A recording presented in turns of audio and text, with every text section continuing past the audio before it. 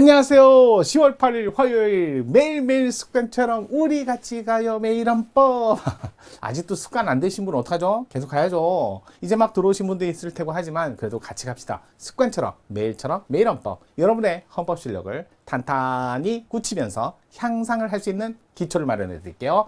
가봅시다. 자, 10월 8일 화요일입니다. 24년 국회직 9급 문제. 자, 이거 평등권 평등원칙인데, 솔직히 말해서 평등권 평등원칙 너무 많이 우리 이제까지 정말 많이 다뤘어요, 문제. 그래도 매일매일 해도 아무리 강조해도 지나치지 않습니다. 매일매일 해도 여러분의 실력을 단단히 할 뿐이지 지겨워요 할 정도로 공부하신 분이 어디 있겠어요. 하면 좋죠. 한번 볼게요. 11조죠. 평등권 평등원칙. 자, 그런데 일단은 11조의 1항, 2항, 3항 여기 어디에도 평등권 평등원칙이라는 명시적 규정은 없어요. 규정은 없고요. 다만 당연히 이 조문을 보면 당연히 인정한다. 자, 특히 평등권은 기본권이고요. 평등원칙은 기준이죠. 평등원칙은 평등권을 침해하는 법률 또는 평등권을 제한하는 법률을 판단할 때 쓰는 기준이에요. 그래서 기준하고 엄연히 다르죠. 평등권이라는 기본권은 다르죠. 나중에 그런 거예요. 평등권은 침해당한다, 침해하지 않는다 이런 말을 쓰는 거고, 평등원칙은 위반한다, 위반하지 않는다라는 말을 써야지, 아니 평등권을 위반한다, 위반하지 않는다 이게 말이 안 되잖아요. 그냥 그런 용어도 잘 쓰셔야 돼요. 1항에 이렇게 되죠. 법 앞에 평등. 이 말은 법 앞에만 평등할 게 아니라 내용도 평등해야죠. 적용뿐만 아니라 내용도 평등할 것을 요구한다. 이 말이고 평등. 자, 그 다음에 이런 말 있죠. 정치, 경제, 사회, 문화 모든 영역에서 이렇게 됐고, 그 다음에 자 여기 성별, 종교, 사회적 신분에 따라 요거 신분 등이 기준이고, 요거는 영역이고, 근데 요 두 개를 예시로 본다. 자, 요럴 때 정치, 경제, 사회, 문화 모든 영역에서 이거 뭐라고 돼 있어요? 합리적 이유 없이는 차별을 금지합니다. 이렇게 돼 있어요. 그래서 우리나라에서는 합리적 이유 없이 차별 금지, 상대적 평등. 자, 요거 깍두기처럼 하나 알아두면 좋죠? 요 말이 비슷한 게 전문에도 있어요. 전문에도 정치, 경제, 사회, 문화 모든 영역에서 이렇게 써있죠. 여기서는 전문에서는 뭐라고 써있어요? 각인의 기회를 균등히 하고 이렇게 써있어요. 그래서 여러분 모든 걸 다 이건 조심하셔야 돼요. 아니 어디서 비슷한 말이 있다 해서 전문에 있는 말하고 11조는 구별하실 수 있어야 되고요. 그러면 예시로 본다. 특히 우리나라에서 사회적 신분 대표적인 뭐 있어요? 전과자하고, 여러분처럼 공무원 시험 준비하시는 분은 공무원이 되고자 하고, 공무원 인분들은 승진할 때 이렇게 공무원 지위, 이거는 사회적 신분, 후천적 신분을 인정한다는 거예요. 하지만 뭐 태어나고 보니까 아버지가 개국 공식 그런 건 없어요. 그렇게 보시면 우리나라에서 이제 특수계급 뭐 이런 건, 자 특수계급 이런 거는 인정하지 않습니다. 인정하지 않고요. 창설도 하지 마세요. 이렇게 돼 있어요. 그 다음에 우리나라에서는 상을 받으면 영전 일대 원칙이다. 그래서 이제 옛날에 독립유공자, 국가유공자, 그 다음에 옛날에 그런 여러 가지 법을 만들었죠. 후손들에 대한 예우법. 이건 예우법이에요. 수익적 법이에요. 그건 은혜적인 법이고요. 재량 영역이에요. 그래서 영전 일대 원칙이에요. 근데 다만 이제 예우를 해주는데 무조건 손자녀 중 제일 나이 많은 자, 이건 너무 심했다. 과잉금전칙에 반했다. 이렇게 나오는 거죠. 자, 평등원칙을 가지고 판단할 때 이거 일반적인 평등원칙은 요 평등원칙. 자, 37조 2항상의 과잉금전칙하고 같지만 이거 일반적으로 이거 일반 규정이에요. 일반 규정이고요. 11조는. 그런데도 불구하고 뭐 24조 선거권이라는 기본권에 있어서 제한하는 법률을 만들 때 조심해라. 평등원칙 지켜라. 31조 교육에서 차별 취급하지 마라. 32조 근로에서 차별 취급하지 마라. 자, 36조 가정과 혼인을 이뤘다는 이유로 차별 취급하지 마라. 이런 것들이 있잖아요. 이렇게 특별하게 법률을 특별하게 헌법에서 차별을 금지해야 되는 영역이나 또는 기준을 별도로 규정을 마련한 경우가 있어요. 규정을 마련한 경우. 이럴 때는 요 평등 원칙에 관한 기준을 엄격히 써라. 심사를 통해서 해라. 그래서 비례심사, 엄격심사 이렇게 표현을 하는 거죠. 하지만 딱 하나예요. 32조 딱 하나 있어요. 딱 하나. 32조 6항에 가면 국가유공자 상위 한 군경 돌아가셨어요. 전멀. 자, 군경의 유가족 이렇게 돼 있어요. 이걸 엄격히 해석을 해서 이분들만 여기만 제한적으로만 해석을 한다는 거예요. 그러다 보니까 여기엔 국가유공자 가족은 들어가잖아요. 이분들은 취업 한마디로 근로에 관해서는 적극적 처우를 해줘라. 그래서 가산점, 공무원 가산점 10%. 그래서 하펀이잖아요. 여기 못 들어가는 분이 국가 유공자, 뭐 유자, 자, 돌아가시는 되지만 가족은 여기에 포함되지 않습니다. 그런데도 이 유공자 가족들은 조금 힘들었으니까 차별 대우를 좀 보존하기 위해서 가산점 제도 자체는 하펀이지만 하펀이에요. 하지만 똑같이 10%가 아닌 10%는 요게 과도하다 해서 요거 헌법을 합치 헌불 받았잖아요. 그래서 지금은 5%로 낮아졌어요. 이렇게 헌불 받고 개정된 거죠. 이런 정도 같이 보셔야 돼요. 이분들은 별도의 규정이 없지만 자 요거 또는 요렇게 됐죠. 요 별도의 규정은 없지만 별도의 규정은 마련한 바가 없지만 중대한 기본권 침해 관련성이 있다. 침해 관련됐다. 그러면 이것도 엄격한 심사를 한다는 거예요. 바로 이분들 공무단인권 침해. 가족이 여기에 들어가는 거예요. 여기. 제대군인 가산점하고.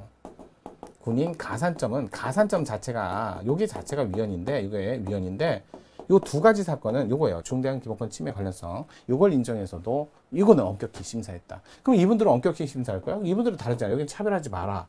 여기는 오히려 적극적 처우를 해라. 차별해라. 그러니까 여기는 완화된 심사로서 완화된 비례 심사. 이렇게 완화된 심사라고 하시면 말고요. 완화된 비례 심사 이렇게 붙여야 돼요. 그에 반해서 자 헌법의 평등권은 권리와 권리, 법률상 권리 할게요. 권리와 법률상 권리 간의 차별 취급이 문제됐을 때, 이럴 때 문제가 됐을 때, 법률로 차별 취급을 만드는 문제를 만들었을 때, 이 법률을 어떻게 심사할 때, 이분은 완화된 심사로서 자의금지 심사라고 합니다. 자의금지 심사. 자, 이게 헌법재판소 원문에 있는 표현이니까 잘 외우셔야 돼요. 완화된 심사가 아니라 완화된 비례 심사. 얘는 완화된 심사라고 하고 자의금지 심사. 용어를 정확하게 구별하셔야 돼요. 정확하게 이대로 외우셔야 돼요. 그래서 이거는 자의금지 심사니까 함정 이유 유무만을 확인하는 데 그치고, 여기는 함의적 이유 유무만을 확인하는 게 아니라 정적 필상 4단계 함정 이유가 있고 거기다가 정적 필상 4단계를 다 거치고, 이거는 완화된 심사니까 함의적 이유가 있고, 여기는 정적만 심사하는 게 일반적이라는 거예요. 그래서 이렇게 해갖고 좀 심사 난이도를 조금씩 달리하는 거 좀 보셔야죠. 자, 매번 이거 해드리는데 아직도 정리 안 되시면 안 돼요. 잘 정리하세요. 자, 옳지 않은 거 이제 구체를 팔려죠. 업무상 재, 통상의 출퇴근제를 포함시키는 개정법. 이게 보세요. 기존에 구법이 있었어요. 그 구법이 기존의 기존 과거에 이거 혜택을 받아야 되는데 혜택 대상자에서 제외된 사람들이 있어서 제외자가 있어서 이분들을 보호하지 않았기 때문에 이거 위헌 결정을 받았고, 이거 위헌성이 있다는 거예요. 그래서 이 구법을 개정한 법이 나왔다는 거야. 개정법이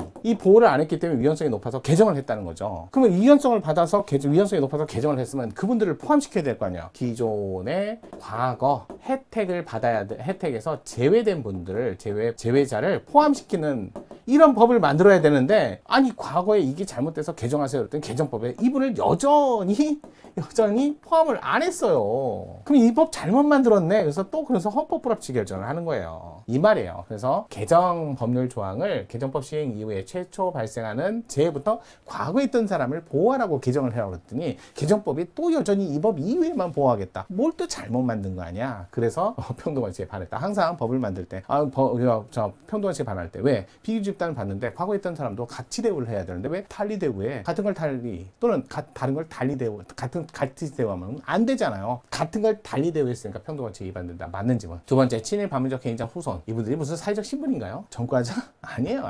사회적 신분 아니에요.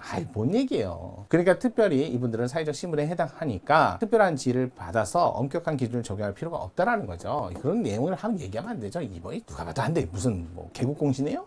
저 범죄자는 아니지만 그래도 후손들이라는 점에 관해서는 사회적 신분을 인정하지 않습니다. 3번, 평등원칙 위반의 특수성. 대상 법률이 정하는 법률 효과 자체가 위헌이 아니라 그 법률 효과 수범자의 한 집단에만 귀속되어 다른 집단 사이에서 차별이 발생한다는 점이 있기 때문에 평등원칙 위반을 인정하기 위해선 우선 법 적용 관련해서 상호 배타적 2개 비교 집단, 조금 전에 종전에도 차별을 받지 말아야 되고 똑같이 지금도 차별받지 말아야 되고, 두 집단이 있는데 왜 두 집단은 같은데도 달리 대우하냐, 이렇게 두 집단 간에 2개의 비교 집단 간에 구분을 할 수 있어야 된다. 작죠. 4번 특별시장, 광역시장, 특별자치시장, 도지사 이걸 광역시장 등이라고 합니다. 광역장. 솔직히 말해서 여러분 광역장은요 기탁금도 5천만 원이요. 기탁금도 5천이에요.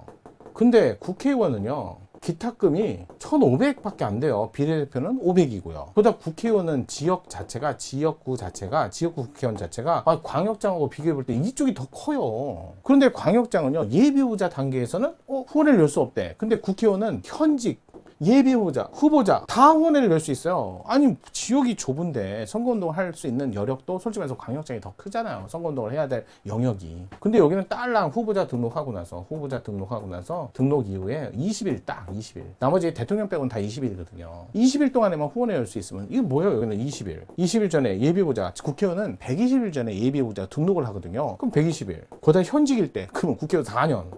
뭐 4년간 120일, 20일 뭐 이게 뭐야 이렇게 넓은데 광역장은 더 범위가 넓은데도 왜 예비후보자 후원회를 지정권자에서 제외하는 거야? 그래서 평등권을 침해한다. 알겠죠? 오히려 보면 더 뭐를 해줘도 모자른 판국에 후원회를 더 열 수 있게 해줘야 되는데 더 좁혀놨잖아요. 그래서 침해하는 거예요. 자, 5번 국민참여재판 배심원 자격을 만 20세 이상으로 정한 것은 국민참여재판 제도의 취지, 배심원의 권한, 의무 등 여러 사정을 종합하여 고려하여 만 20세 이르기까지 교육 경험 아무래도 유무죄에 관한 판단을 할 수 있는 정도 어떤 사회적 경험이나 또는 책임감을 느껴야죠. 따라서 배심원의 책무를 담당하도록 하는 것은 20세, 뭐 18세, 19세, 많이 있어요. 16세, 당원 자격은 16세, 선거권은 18세, 미성년자 19세부터 성년자. 근데 배심원단은 20세. 어쩔 수 없어요. 이건 조금 더 판단이 필요한 영역이기 때문에 조금 더 사회적 경험이나 책임감을 느낄 수 있는 나이를 요구해서 20세는 반하지 않는다. 자, 따라서 자의적 차별이라 볼 수 없다. 합헌이다. 그리고 정답이 2번이었어요.